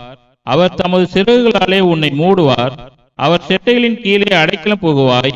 அவருடைய சத்தியம் உனக்கு பரிச்சயம் கேடகமும் ஆகும். இரவில் உண்டாகும் பயங்கரத்துக்கும் பகலில் பறக்கும் அம்புக்கும் இருளில் நடமாடும் கொள்ளை நோய்க்கும் மத்தியானத்தில் பாலாக்கும் சங்கராத்துக்கும் பயப்படாதிருப்பாய். உன் பக்கத்தில் 1000 பேரும் உன் வலதுபுறத்தில் 10,000 பேரும் விழுந்தாலும் அது உன்னை அணுகாது. உன் கண்களால் மாத்திரம் நீ அதை பார்த்து துன்மார்க்கருக்கு வரும் பலனை காண்பாய். எனக்கு அடைக்கலமாய் இருக்கிற உன்னதமான கர்த்தரை உனக்கு தாபரமாக கொண்டாய். ஆகையால் பொல்லாப்பு உனக்கு நேரிடாது, வாதை உன் கூடாரத்தை அணுகாது. நன்றிங்க. அப்போ இங்க பார்க்க போகிற விஷயம் என்னன்னா, 2ஆம் வசனத்துல நான் நம்பி இருக்கிறவர் என்று சொல்லுவேன். அப்போ நாம் கர்த்தரை நம்பும் பொழுது அவர் நமக்கு ஒரு அடைக்கலமாக இருக்கிறார். அவர் எவ்வாறாக காப்பாற்றுகிறார் என்பது நம்முடைய ஒவ்வொரு வசனத்துல நம்ம எல்லாருக்குமே தெரியும். எத்தனை பேர் நம்மளுக்கு சூழ வந்தாலும் சரி, எந்த மாதிரியான ஒரு பயங்கரம் வந்தாலும் சரி, உன்னை காப்பாற்றுவேன் என்று சொல்லி இருக்கிறார். அவர் சொன்னா செய்வாரா இல்லையா? இல்ல சொல்லிட்டு செய்யாம போறதுக்கு அவர் அநீதி உள்ளவரா? கண்டிப்பாக கிடையாது. அப்போ நாம் முழுதாக நம்மை படைத்த நம்முடைய தேவனை நாம் நம்ப வேண்டியது மிகுந்த அவசியம். ஒவ்வொரு நாளிலும் ஒவ்வொரு சூழலிலும் நம்முடைய குடும்பத்தின் மூலமாகவும் நமக்கு சோதனை வரும். சில விஷயங்கள் சொல்லப்படும், ஆமல்ல அப்படின்னு ஏத்துக்கிற மாதிரி இருக்கும். அப்படி இருந்த சூழ்நிலையிலும் நீங்கள் திடனற்று போகாமல் திட நம்பிக்கையுடையவர்களாய் நீங்கள் வாழ வேண்டியது, நான் வாழ வேண்டியது மிகுந்த அவசியமா இருக்கிறது. இங்க நான் ஏன் இந்த மாதிரி ஒரு அடிப்படையான ஒரு விஷயத்தை எடுத்துக்கிட்டேன் அப்படின்னா, பிரசங்கிக்கிறதுக்கு நமக்கு ஒரு இப்போ இந்த காலங்கள்ல அடுத்தடுத்த புடைப்புகள் வரும், புயல் மாதிரியான சோதனைகள் நமக்கு வரும். அப்படி புயல் சூறாவளி போல ஒரு சோதனைகள் நமக்கு வரும் பொழுது நம்மளுடைய பேஸ்மெண்ட், நம்மளுடைய அடித்தளம் சரியாக இருந்துச்சுன்னா நம்ம அசைக்கப்படுவதில்லை. கரெக்டுங்களா? அப்ப அதே தான் நானும் இப்ப சொல்ல வரேன். நாம் இன்னும் உணர்ந்து கொள்ள வேண்டியது அவசியம், நாம் இன்னும் வலுவடைய வேண்டியது அவசியமாக இருக்கிறது என்பதே என்னுடைய கருத்தாக இருக்கிறது. இவ்வளவு நேரமாக பொறுமையாக கேட்ட உங்கள் அனைவருக்கும் எனது நன்றி.